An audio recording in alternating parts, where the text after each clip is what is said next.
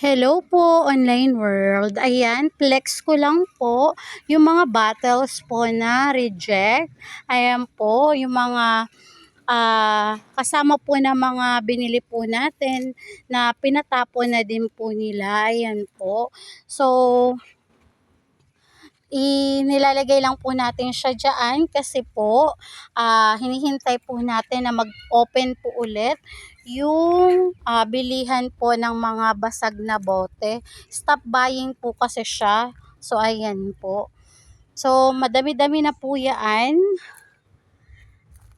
na naipon po natin. Ayan, yung mga phase out na po ng mga bottle po ng soft drinks, yun po yung karamihan sa nagsaradong tindahan po. Ayan.